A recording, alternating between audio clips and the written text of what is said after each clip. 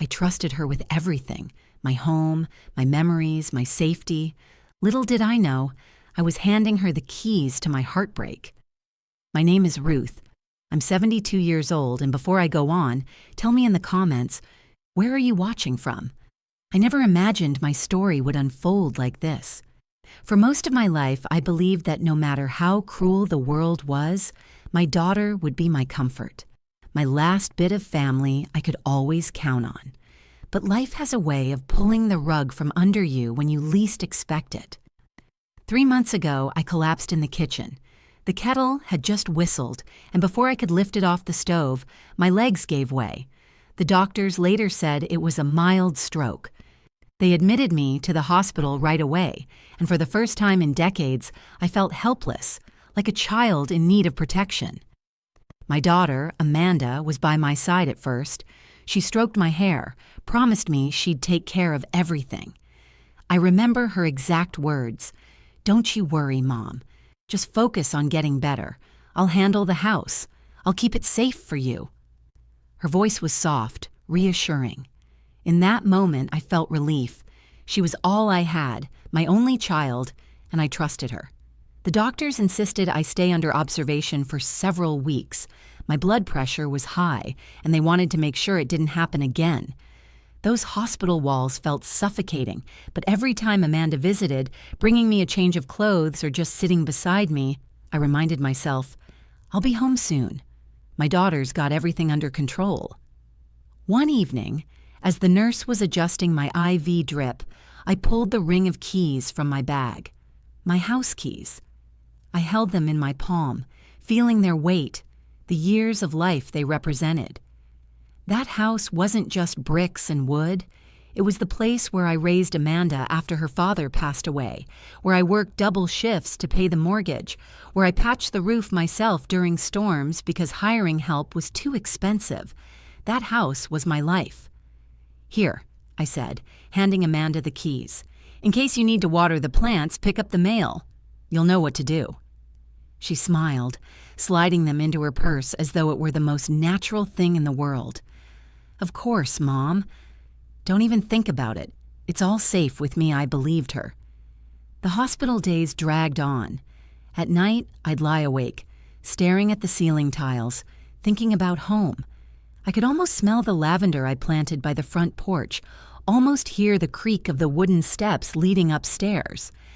I would close my eyes and picture myself back in my own bed, the familiar quilt I stitched years ago wrapped around me. That thought kept me going. But in the silence of those hospital nights, doubts sometimes crept in.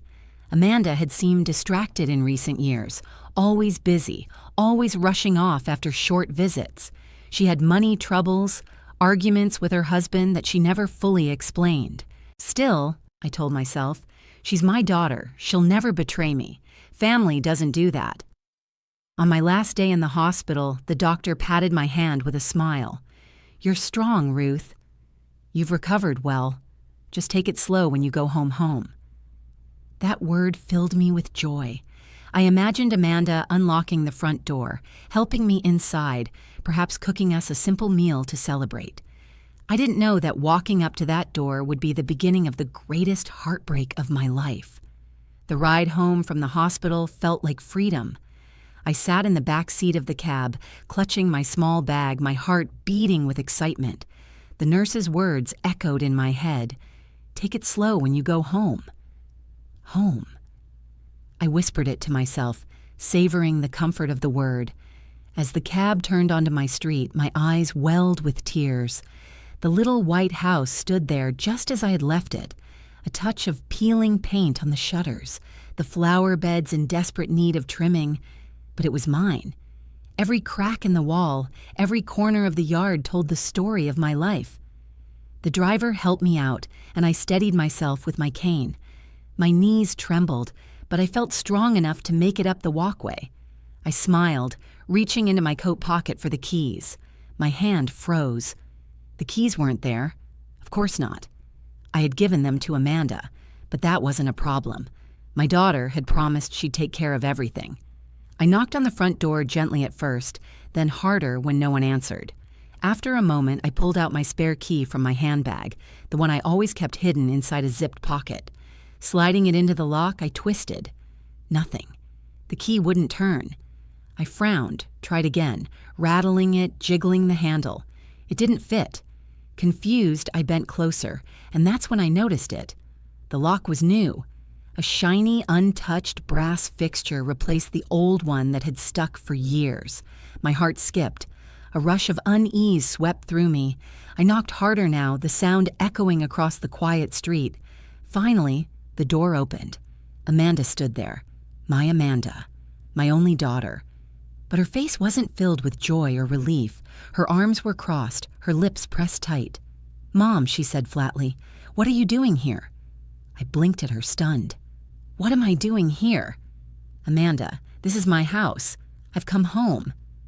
Her eyes flicked past me to the cab pulling away, then back at me. She didn't move aside. Instead, she sighed as though I were some uninvited guest. "You don't live here anymore," she said, her voice cold, her eyes avoiding mine. The words hit me like a punch in the chest. "What did you just say?" I whispered, clutching my cane. "You don't live here anymore," she repeated, louder this time, as though rehearsed. "Dad's gone. You're old and you can't take care of yourself. I talked it over with Daniel. We decided it's better if you stay somewhere else. This house is mine now." For a moment, I thought I hadn't heard her right. I had just spent weeks in a hospital bed dreaming of this moment, of finally stepping inside my home again. And here she was, my only child, standing in the doorway, barring me from entering. Tears blurred my vision. "Amanda, I gave you those keys to keep this place safe for me. For us. You can't just lock me out." She shrugged, her face hardened.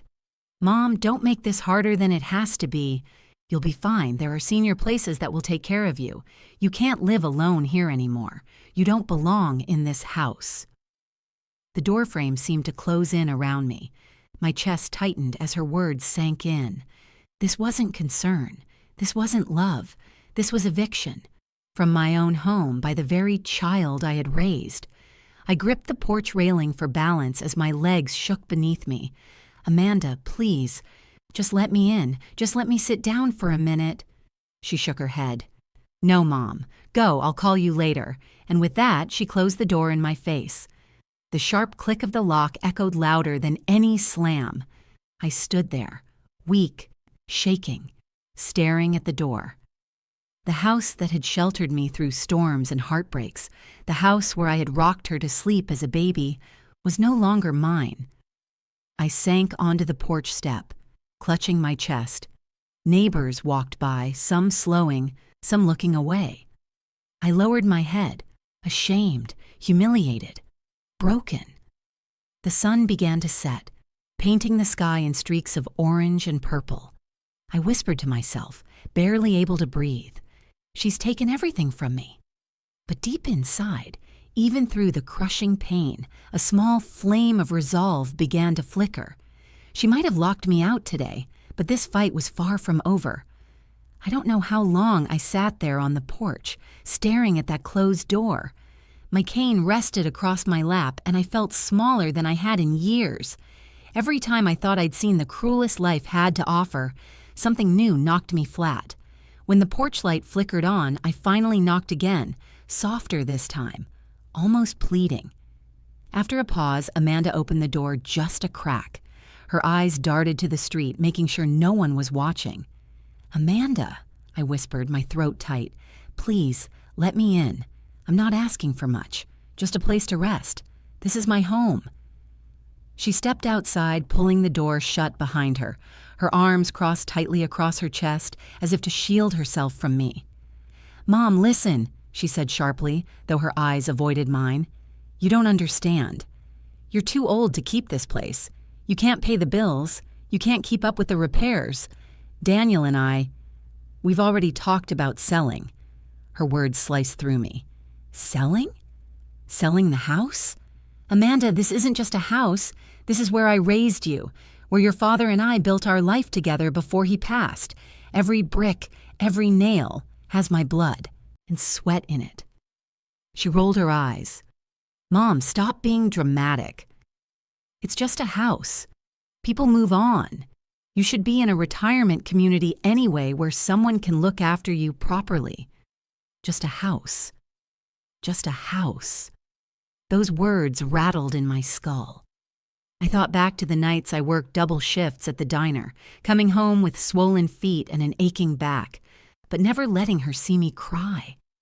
I thought of the gold bracelet I sold when her tuition bill came, and I couldn't afford it. I thought of every storm where I climbed up myself to fix leaks because there was no one else. And now, my daughter, my only daughter, looked me in the eye and called it just a house. My voice trembled as I reached for her arm. Amanda, I did everything for you, every sacrifice, every meal skipped, every sleepless night, so you could have this roof over your head, so you'd feel safe. And now you're telling me I don't belong here? She yanked her arm back, her jaw tightening. I didn't ask you to make those sacrifices. The words hit me harder than the stroke. I staggered, leaning on my cane. She had no idea what it took to keep us afloat, and worse, she didn't care. You ungrateful, I started, but my voice cracked, collapsing under the weight of betrayal. She sighed, brushing past me to the porch steps. Mom, I don't want to fight. You can stay at one of those senior apartments. We'll visit, maybe even bring the kids sometimes. But you can't live here anymore. It's time you let go the kids, my grandchildren. My heart ached at the thought of them, the only innocent ones in this mess. How would they feel knowing their grandmother had been locked out of her own home? Amanda glanced back at me, her eyes cold and unreadable. It's better this way. Please don't make this harder. She walked back inside and closed the door again, this time without another word. I stood frozen on the porch, my cane trembling in my hand. My sacrifices had been erased with a shrug. My love dismissed with a cold stare. My own blood had turned me out into the night.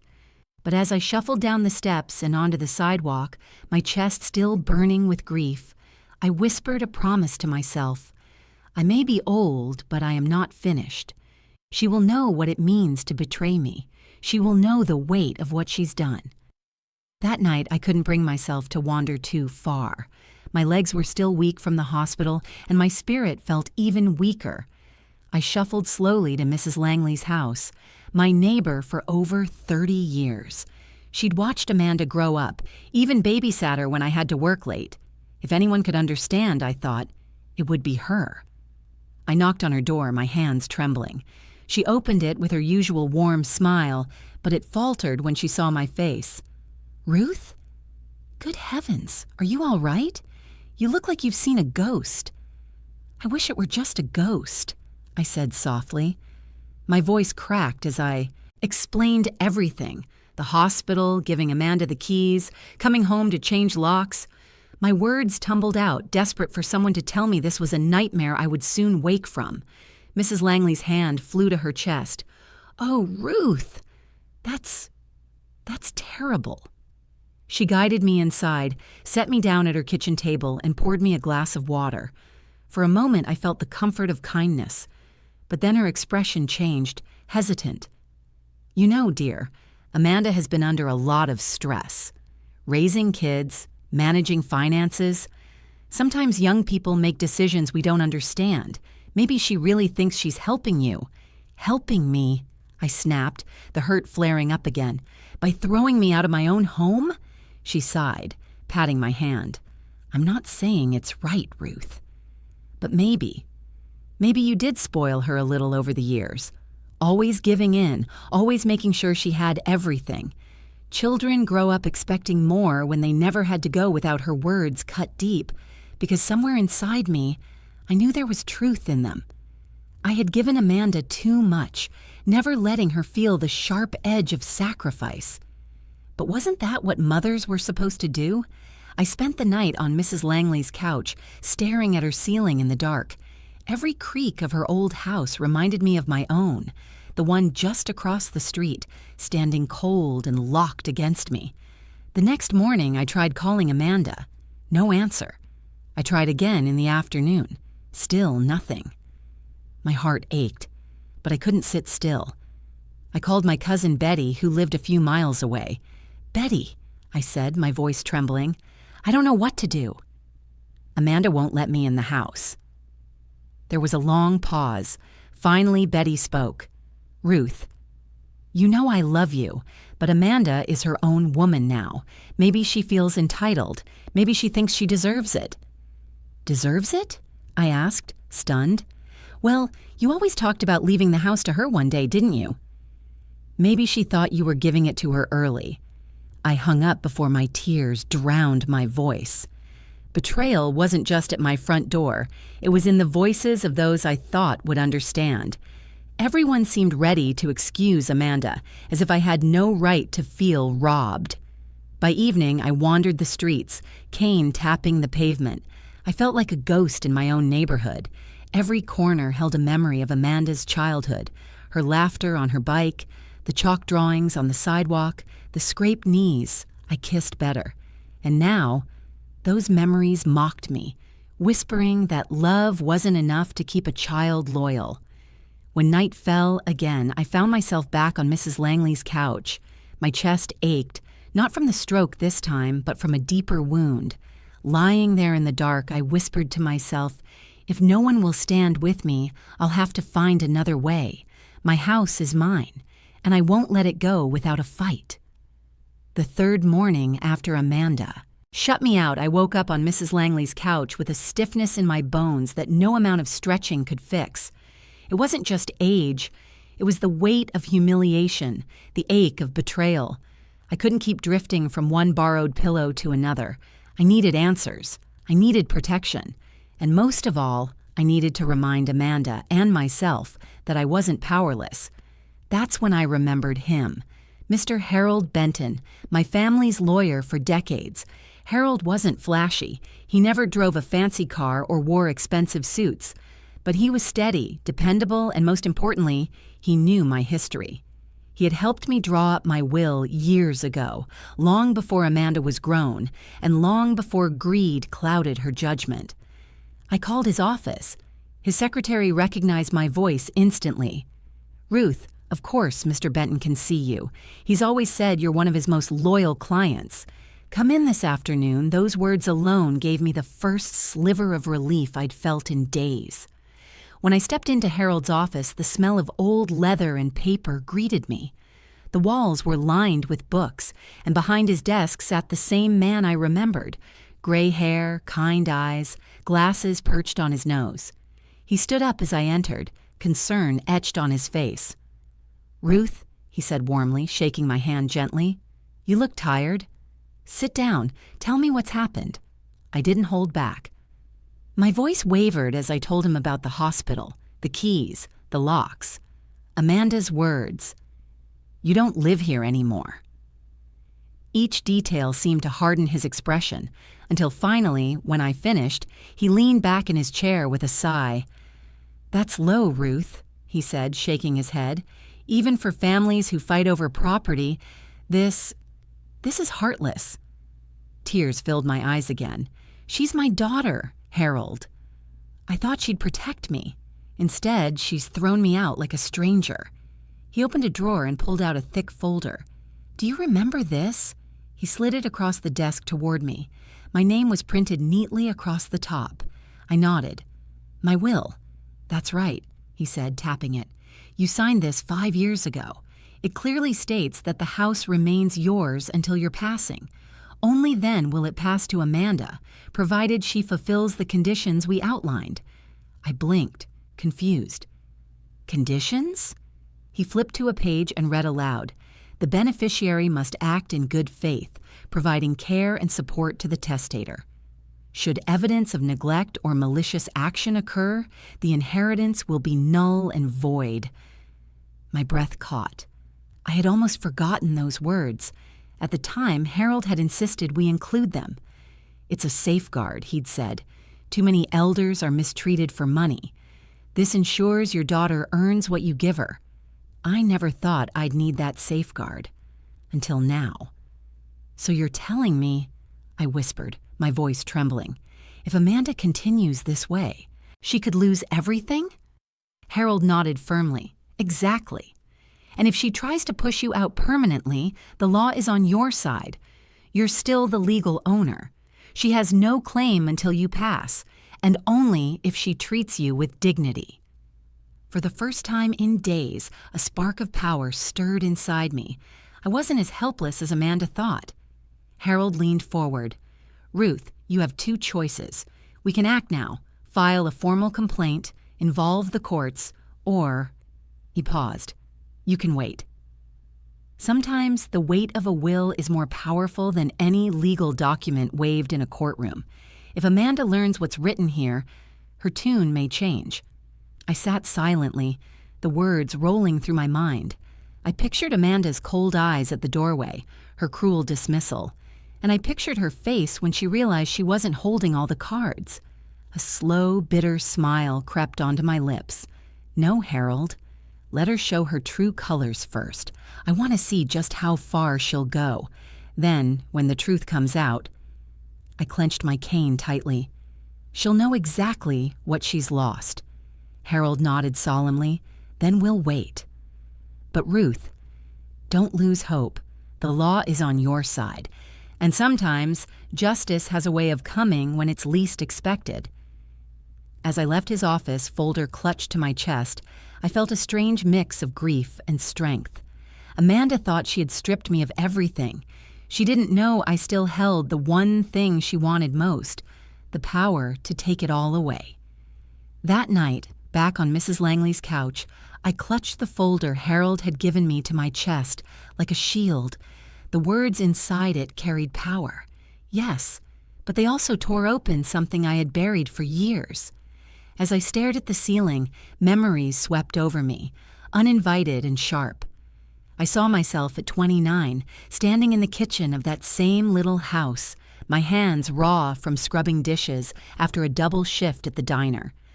Amanda was only 6, sitting at the table with her crayons, drawing stick figures of us together. Her father had been gone for 2 years by then, taken by a heart attack that left me with a mortgage, a young child, and a world of loneliness. I remembered promising myself that night, she will never go without, not if it kills me. So I worked. God, how I worked. I took shifts no one else wanted.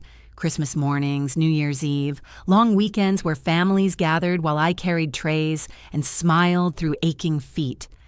Every tip I saved went toward keeping that house standing, making sure Amanda had clothes on her back and food in her belly. There were nights I came home so exhausted I could barely climb the stairs. But then I'd see her sleeping peacefully in her little bed, and I'd whisper, "It's worth it. Every second of this is worth it." I thought of the gold bracelet my mother left me, the only piece of jewelry I truly treasured. When Amanda's college tuition came due and I didn't have enough, I walked into a pawn shop and laid it on the counter. My hands shook as the man appraised it, but I didn't hesitate. Amanda's education meant more than a keepsake. I thought of the stormy winter when the roof leaked so badly it dripped into her bedroom. Hiring a repairman was out of the question. So I borrowed a ladder, climbed up in the freezing rain, and patched it myself. My fingers went numb, but I got it done. Because Amanda deserved a dry bed, no matter what it cost me. I thought of birthdays, when money was too tight for gifts. I baked her favorite cake, chocolate with strawberries, and sat across from her with a candle flickering between us. I couldn't afford the new shoes she wanted, but I gave her something else. My love, my presence, my absolute devotion. And now, after all of that, after decades of sacrifice, she had looked me in the eyes and told me I didn't live in my own home anymore. Tears slid down my cheeks as I lay there in the dark. I wasn't crying for myself, not entirely. I was crying for the little girl who used to slip her small hand into mine and say, "Don't worry, Mommy. I'll take care of you when you're old." Where had that little girl gone? When had she been replaced by this cold, calculating woman who saw me as an obstacle instead of a mother? I turned on my side, pulling the blanket tight around me. My heart ached, but alongside the sorrow grew something else: resolve. Amanda thought I was weak. She thought old age had left me defenseless. But she didn't know that every scar on my hands, every wrinkle on my face was proof of battles fought and won. She didn't know that I had built my life from the ground up, brick by brick, sacrifice by sacrifice, and I wasn't about to let her tear it all down without a fight. I whispered into the stillness of the night, more a vow than a thought. If Amanda wants to test me, she'll learn exactly how strong a mother can be when she's been betrayed. The next morning, I woke with fire in my chest. I couldn't spend another day lying on a borrowed couch, clutching memories like scraps of bread. That house was mine. My life was inside those walls, and I refused to let Amanda's cruelty push me into the shadows. I straightened my back, gripped my cane, and crossed the street. My legs trembled, but each step carried the weight of 72 years of stubborn survival. When I reached the front door, I knocked firmly, refusing to be timid. After a long pause, Amanda opened the door. Her eyes narrowed when she saw me. "Mom," she muttered, "why are you here again?" "Because this is my home," I said, forcing strength into my voice, "and I deserve answers." She glanced behind her, and for a moment I saw him, Daniel, her husband, hovering in the hallway, arms crossed, a smirk tugging at his lips. He whispered something, and Amanda nodded slightly before stepping onto the porch. She closed the door behind her, shutting him out, but not his influence. I fixed my eyes on her. "Amanda, tell me the truth. Why are you doing this? I gave you everything I had. I trusted you with this house, and you've shut me out like a stranger. Why?" She crossed her arms tightly, avoiding my gaze. "Mom, you don't understand. You're old. You can't manage the bills, the maintenance, the responsibilities. Daniel and we're trying to help you. We're trying to take the burden off your shoulders." I laughed bitterly. "Help me? By changing the locks? By telling me I don't live here anymore?" Her lips tightened. "We thought it would be easier this way. You'll be more comfortable in a retirement place. You'll be looked after, and—" She trailed off, hesitating. "And what?" I pressed. Her voice dropped. "And we need the money." Daniel's business hasn't been doing well. The kids need things. Selling the house would solve so many problems. We just thought it was time. There it was, the truth, spilling out like poison. This wasn't about my comfort. This wasn't about me at all. It was about money. It was about greed. My cane shook in my hand as I pointed it at her. "Amanda, that house is not a bank for you to cash in when times are hard. It is my blood, my sweat, my entire life. And you—" My voice cracked. "You would sell it while I'm still alive?" Her eyes flicked toward the window, where I could see Daniel's shadow shifting behind the curtain. She swallowed hard. "Daniel said it was the smart thing to do. He said you don't need such a big place anymore." Ah, Daniel. The snake in the grass. I had never trusted him. Too slick with his words, too quick with excuses when bills went unpaid, too eager to whisper in Amanda's ear. And now he was pushing her to betray me. Amanda's voice wavered, but she tried to steal it. "Mom, please, don't make this harder. If you just agree, everything will be easier for everyone." "Easier for everyone?" I spat. "Or easier for you and Daniel? Don't twist this. You're not protecting me. You're robbing me. Robbing your own mother." For the first time, her eyes filled with tears. "You don't understand, Mom. You don't know how much pressure we're under. I'm just trying to survive." "Survive?" I whispered, my heart breaking. "Do you think I don't know what survival means? I built this life from nothing, and I never once betrayed you to do it." Her tears spilled, but she didn't move, didn't embrace me, didn't unlock the door. She just stood there, torn between guilt and loyalty to her husband's greed. Finally, she said in a low voice, "Mom, please go. Just go." I turned slowly, each step heavy with sorrow and fury. As I reached the sidewalk, I glanced back at the window. Daniel's smirk was still there, smug and victorious. But in that moment, I made a silent vow. He might think he had won, but this story wasn't over. Not by a long shot. That night, I couldn't sleep. My chest ached with every breath, and my mind spun in circles. The image of Daniel's smirk haunted me, the way Amanda's eyes had darted toward him as though waiting for permission to speak.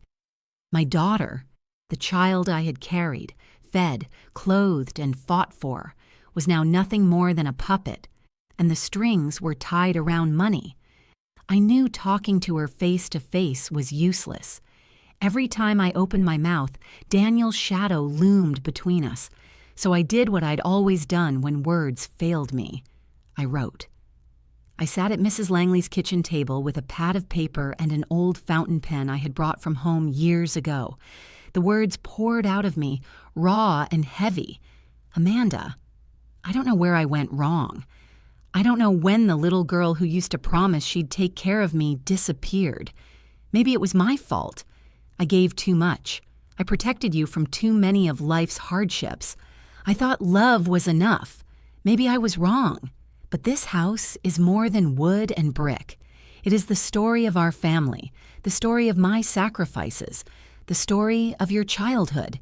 To take it from me while I am still alive is not just cruel, it is betrayal. I don't know if Daniel has filled your head with promises, but I need you to understand something. I am not powerless. You may think I am old and weak, but I am not done fighting. And one day, when you realize what you've done, you will see the cost of this greed. I love you, Amanda. That hasn't changed, but love without respect cannot survive. I pray you choose the right path before it's too late. Mom.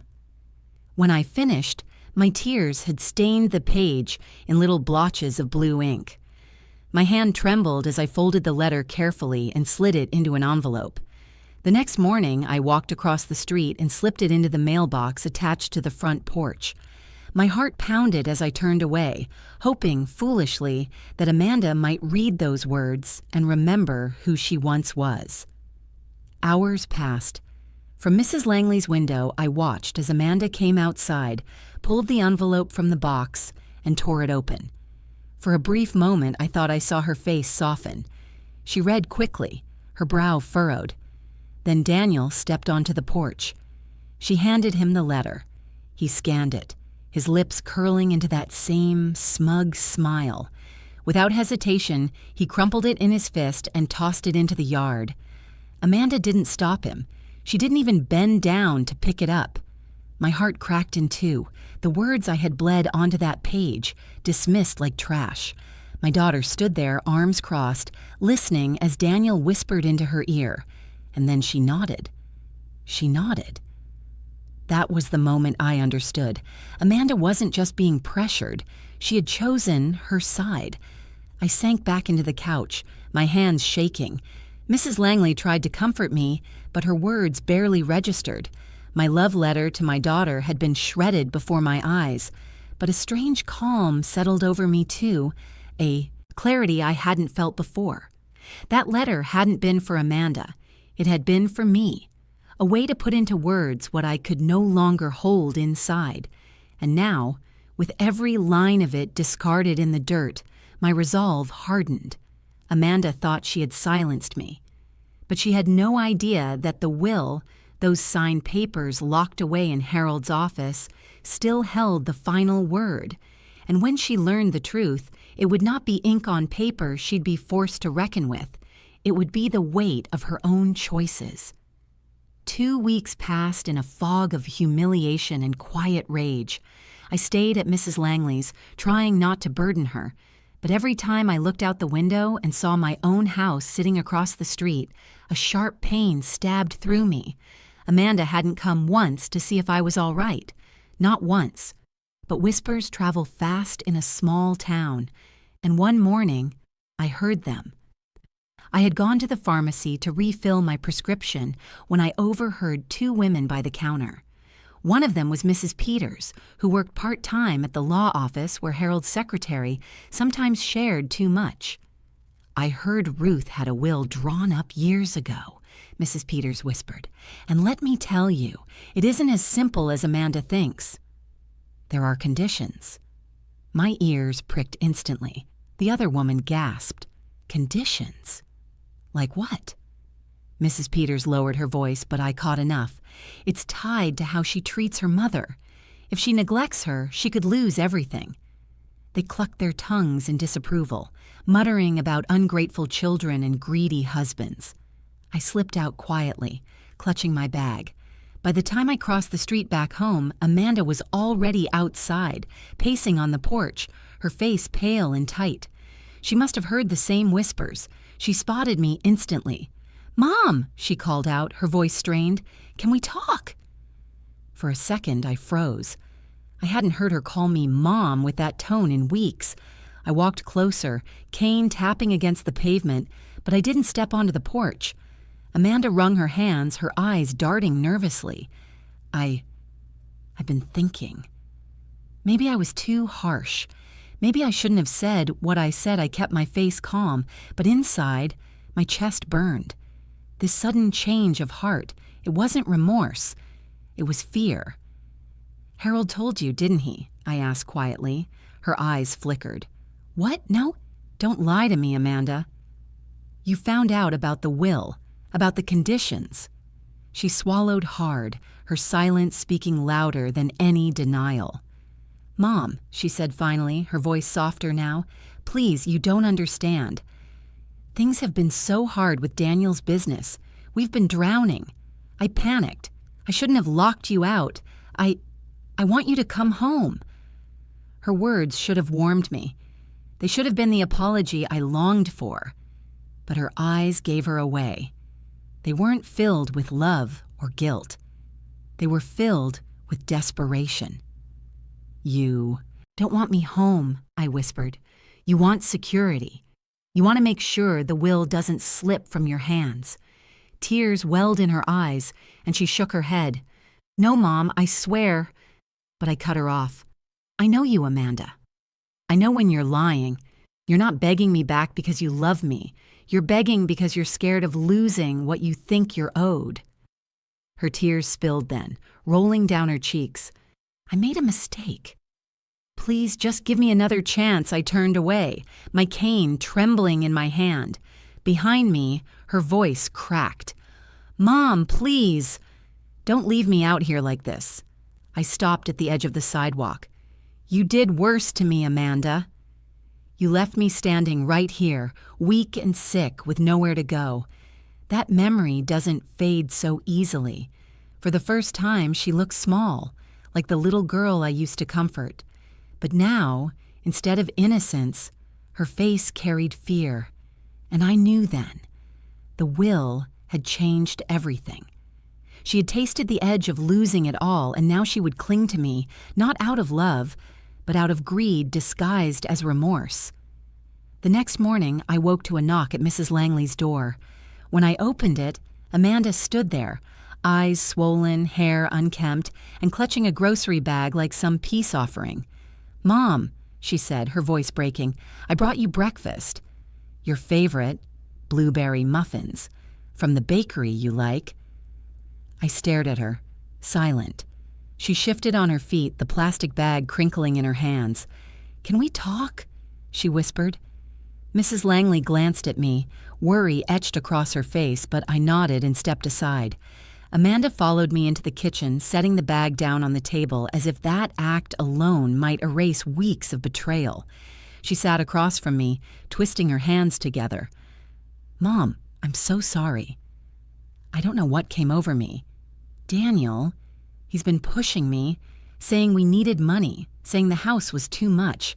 I let him get into my head." Her voice cracked, and tears streamed down her cheeks. But when I heard about the will, when I realized what I had done, I panicked. "I don't want to lose you, Mom. Please come home. Let's start over."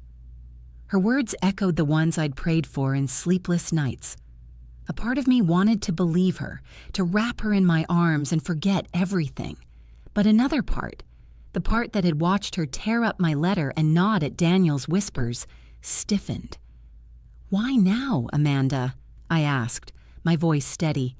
"Why the sudden change? Because of the will? Or because you truly regret what you did?" She flinched, eyes darting away. "Both," she admitted in a whisper. "Yes, the will scared me. But it also made me see how cruel I've been. Mom, I don't want to lose you. I love you." I leaned forward, meeting her eyes. "Do you? Or do you love what you think you'll inherit?" Her face crumpled. "How can you even say that?" She cried. "I'm your daughter! You're my daughter who stood at that door and told me I didn't belong in my own home," I shot back, my voice trembling with anger. "My daughter who let her husband treat me like a burden." My daughter who watched him crumple up my letter and throw it into the dirt. Amanda buried her face in her hands, sobbing. "I was wrong. I was stupid. Please, Mom, I need you to forgive me. The kids need their grandmother. I need you." Her sobs filled the kitchen, raw and desperate. For a moment, my heart wavered.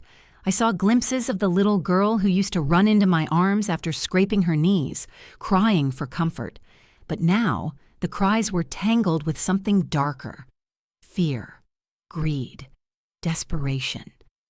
I reached across the table, resting my hand lightly on hers.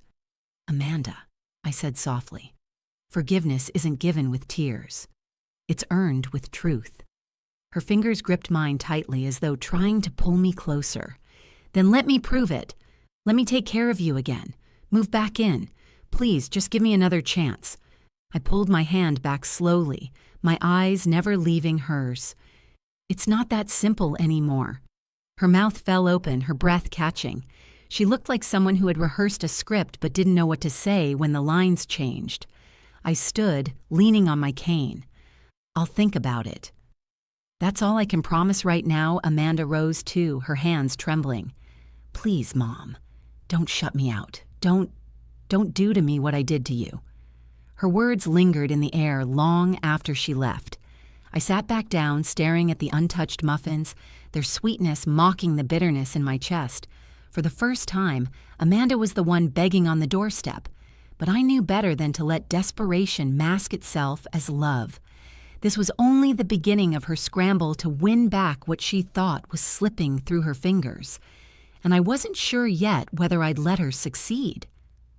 A week passed before Amanda returned. This time, she didn't bring muffins or flowers. She came alone, without Daniel, her face pale and drawn as though she hadn't slept in days.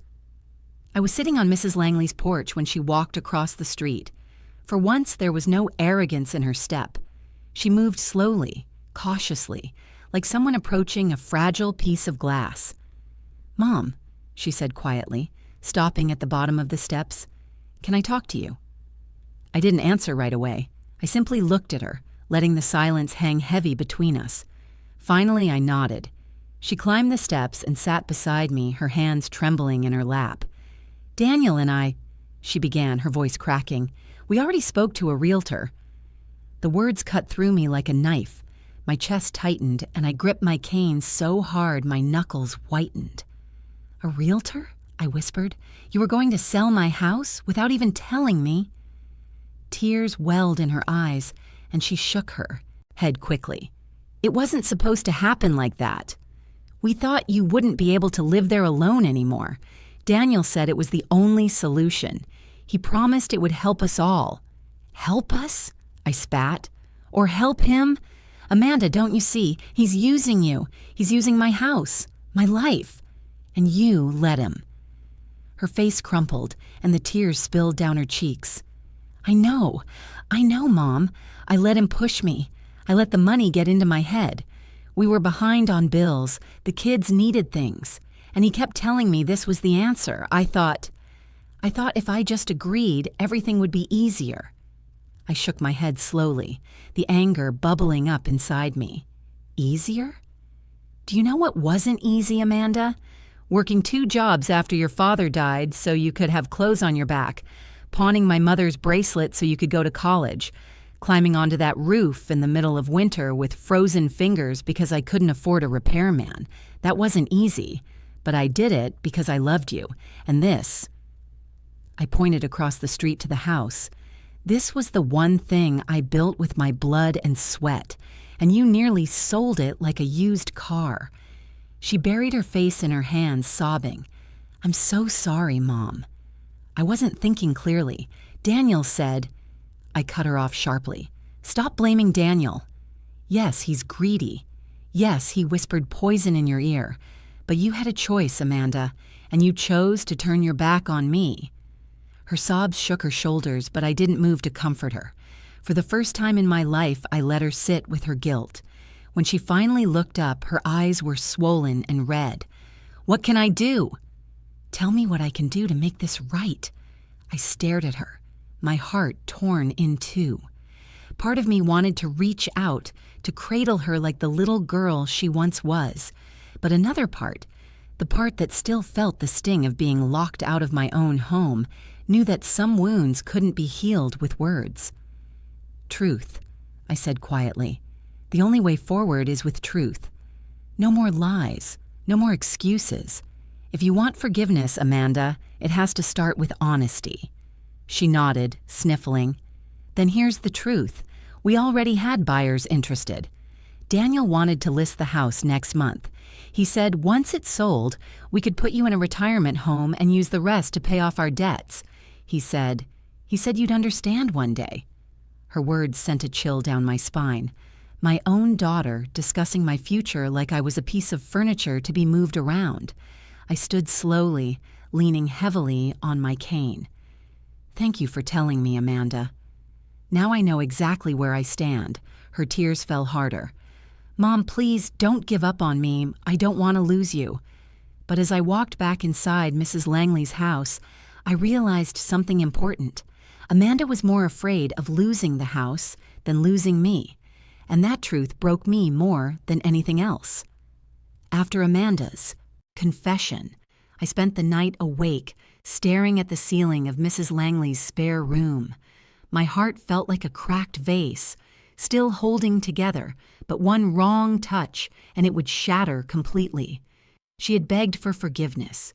She had cried, admitted her greed, and even confessed Daniel's role. But were her tears real, or just another mask to keep the will in her favor? By dawn, I knew what I had to do. If Amanda wanted to prove herself, I would give her the chance. And if she failed, she would prove once and for all where her loyalty truly lay. The next afternoon, I asked Amanda to meet me at the diner downtown, the same one where I had spent half my life waiting tables to put food on her plate. I chose that place on purpose.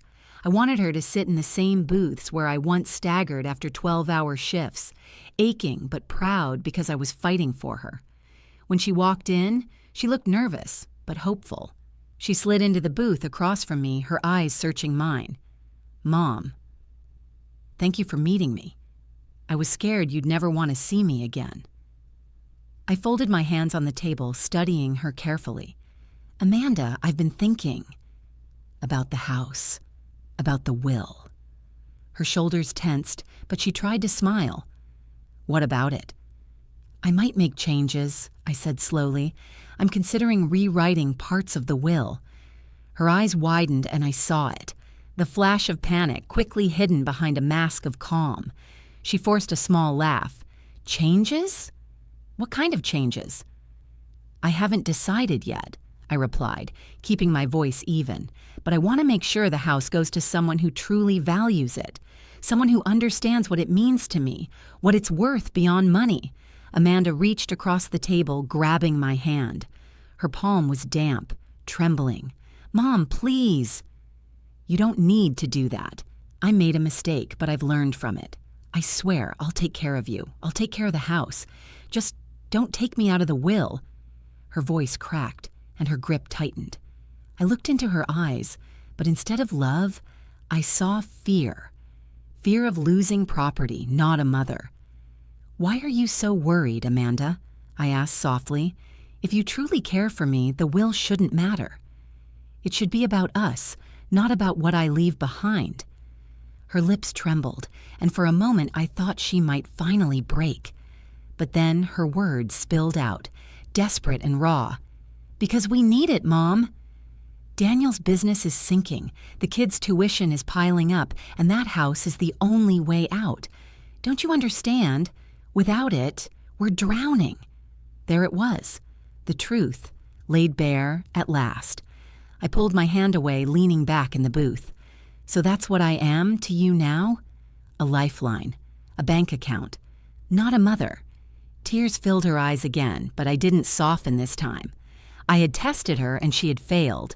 Her pleas weren't about love, they were about survival. Theirs, not mine. The waitress brought us coffee, breaking the tense silence. Amanda stirred hers furiously, blinking back tears. "Mom, please. Don't punish me like this. Don't make me regret telling you the truth." I took a slow sip of my coffee, never breaking eye contact. "Amanda, the truth doesn't deserve punishment, but it does demand consequences." Her face fell, and for the first time I saw it clearly. Fear mixed with anger, the look of someone realizing their grip on control was slipping. I set my cup down and stood with my cane. "I'll let you know what I decide." Amanda's voice cracked behind me as I walked away. "Mom, please, don't do this to me." But as the door closed behind me, I knew this test had given me the answer I needed. Amanda wasn't sorry for the betrayal. She was sorry she got caught, and that was a wound even time couldn't heal. The next morning, I dressed carefully. A neat blouse, my best skirt, my hair pinned back just the way I used to wear it when I worked the diner. My hands trembled as I buttoned the sleeves, but my heart was steady. Today wasn't about fear. Today was about taking back my dignity. I called Harold's office, and within the hour I was sitting across from his oak desk again. He adjusted his glasses, studying me closely. "You've made up your mind, haven't you?" I nodded slowly. "Yes, I've tested her, Harold. She came to me with tears, promises, apologies. But none of it was about me. It was about the house, about money. She admitted she and Daniel were already talking to a realtor." Harold sighed, tapping his pen against the folder. "I was hoping she'd prove herself. But it seems greed runs too deep." I clenched my cane tightly. "I can't leave everything I've fought for in her hands. Not when she's already shown me what she'll do the moment she thinks I'm weak." He opened the folder. "Then what do you want, Ruth?" I drew a shaky breath. "I want the house taken out of Amanda's inheritance. I want it left to charity, or perhaps sold to fund scholarships for children who actually value opportunity. And if I go before her, she'll get only a modest sum, enough to show I didn't forget her, but not enough to reward betrayal." For a moment, silence filled the room. Then Harold nodded. "It can be done. And it will be legal, airtight. She won't be able to contest it without exposing everything she's done." As he began drafting the paperwork, I felt something I hadn't felt in months. Power. Not spite, not revenge, but the strength of finally standing up for myself. When I signed my name at the bottom of the document, my hands didn't tremble. The ink dried crisp and clean, sealing my decision. By the time I returned to Mrs. Langley's, Amanda was waiting on the porch. Her eyes lit up when she saw me, but the hope drained quickly when she noticed the folder in my hands. "Mom," she said, rushing to me. "Where were you?" I lifted my chin, meeting her eyes. "With Harold. Finalizing changes to my will." Her face went pale. "Changes?" Her voice cracked. "What kind of changes?"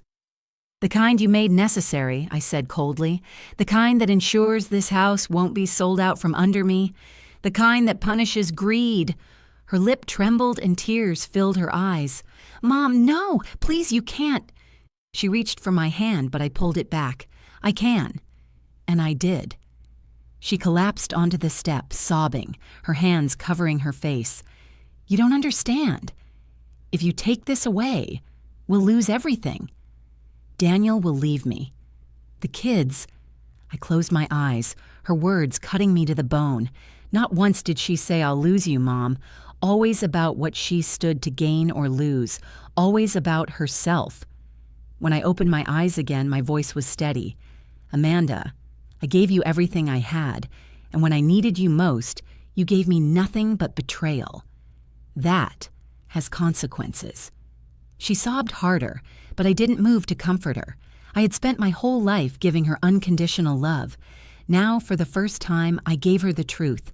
Choices have weight, and betrayal leaves scars that can't be mended with tears. As I walked past her into Mrs. Langley's house, I felt the finality of it settle over me. Amanda might never forgive me for what I had done, but I knew this. I had finally forgiven myself, for giving too much, for trusting too blindly, for letting love blind me to greed. Now the house and my legacy would go where they belonged, not into greedy hands, but into something that could outlive betrayal. For days after I changed the will, Amanda came knocking, sometimes with tears, sometimes with anger, sometimes with quiet desperation. But my decision was made, and no storm of emotions could move me. One evening, I stood at my own front gate, cane in hand, while Harold handed me a thick envelope. Inside were the official documents, proof that I was still the sole owner, proof that Amanda had no legal claim to the house, proof that I hadn't lost everything after all. Amanda stood in the yard, her eyes red and swollen. "Mom," she whispered, her voice breaking, "please, let me make it right. I'll do anything. Just don't take it all away." I looked at her. My only child, the girl I had once carried on my hip and sung lullabies to at night. And for the first time, I didn't see my daughter. I saw a woman blinded by greed, shaped by choices I could not undo. "You already did, Amanda," I said quietly, "when you locked me out. When you chose money over love. When you turned your back on the woman who gave you everything." Her face crumpled, but I held my ground. "I will always love you," I continued, "but love without respect cannot survive." You taught me that I turned away, unlocked my front door, and stepped back into the house that was still mine. The air inside smelled faintly of lavender from the porch plants, just as it always had. The floorboards creaked in the same familiar rhythm under my steps. It was as though the house itself was welcoming me back, whispering, "You belong here." I set my cane against the wall, sank into my old armchair, and let out a long breath. For the first time in weeks, I wasn't a guest on someone else's couch. I was home. Amanda remained outside for a while. I heard her muffled sobs through the window, the shuffle of her shoes on the porch, but eventually her footsteps retreated, leaving only silence. I closed my eyes, letting the stillness wrap around me. My heart still ached. It always would. Losing trust in your own child is a wound that never fully heals. But I had something back that she could never take again, my strength. I whispered to myself, a vow more than a thought. Sometimes love must protect itself, even from family. Sometimes strength means choosing peace over blood. And sometimes the only way forward is to close the door that betrayal has already slammed shut. I opened my eyes, gazing around at the walls filled with memories. They no longer mocked me. They stood as witnesses to my resilience, to every battle I had fought and survived. And though my daughter's tears still echoed faintly in my ears, I knew this truth. She could beg, she could rage, she could crumble under the weight of what she had lost, but she would never again hold the keys to my dignity. This house, my legacy, my peace, they belonged to me, and I would leave them, not to greed, but to something greater than betrayal. I've lived long enough to know that life isn't always fair. I've buried a husband, worked until my hands were raw, and raised a child on my own. I thought the hardest battles were behind me, but betrayal cuts deeper than any hardship life can throw at you. When I gave Amanda those keys, I believed I was giving them to the little girl who once held my hand and promised to protect me. Instead, I placed them into the hands of a woman who had forgotten where she came from, blinded by the whisper of money. But here's the truth I've learned, the truth I want you to carry with you. Love must be more than sacrifice. It must be met with respect. Without respect, even the deepest love withers. Amanda begged me to come back after she saw the will. She cried, pleaded, promised she would change.